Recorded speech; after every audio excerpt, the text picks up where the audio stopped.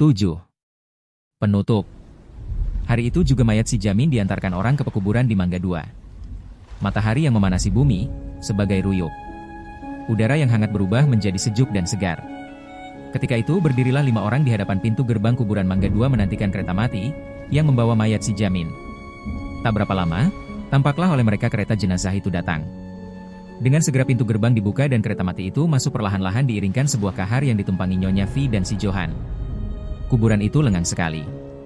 Selain orang-orang yang bekerja di situ seorang pun tiada yang kelihatan.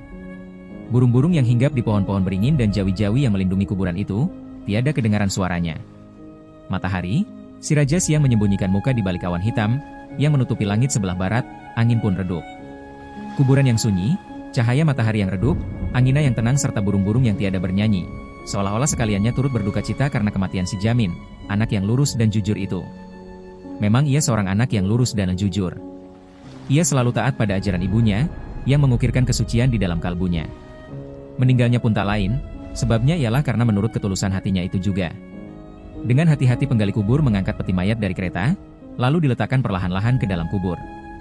Kemudian mereka menimbuni kubur itu dengan tanah.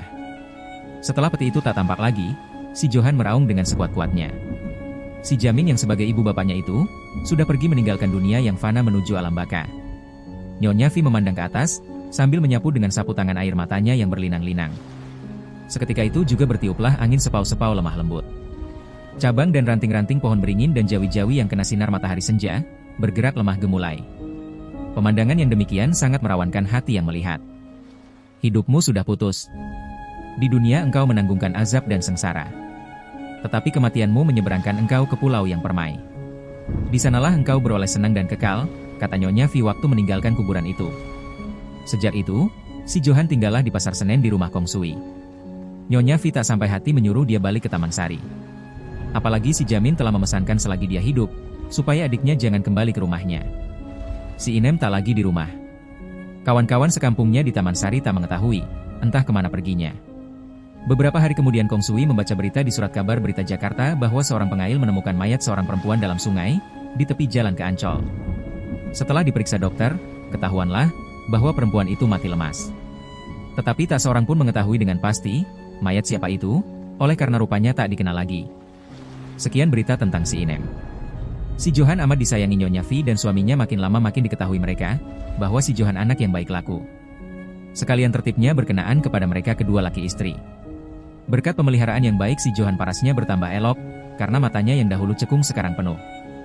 Dan mukanya yang pucat sebab kurang makan, kini berseri jernih. Pendeknya, si Johan yang hidup di Taman Sari dalam kesengsaraan itu, sudah jauh sekali berubah romannya, selama ia tinggal di rumah Kong Sui. Sekarang terpelihara sebagai anak orang baik-baik. Setelah 3 bulan lamanya si Bertes dalam tutupan ia dibebaskan, karena nyata tidak bersalah dalam perkelahian yang terjadi di Pasar Senen itu. Selama dalam tutupan ia menginsafi kesesatannya yang sudah-sudah dan sumpahnya pun dapat ditepatinya, karena dalam 3 bulan ia tidak dapat minum minuman keras atau mengisap madat. Suatu pagi rumah Prinsen Laan yang telah 3 bulan tertutup itu, terbuka jendelanya. Di dalam kedengaran suara orang menangis. Si Bertes, yang mendengar kematian anaknya yang sulung itu, duduk meratap dan meraung.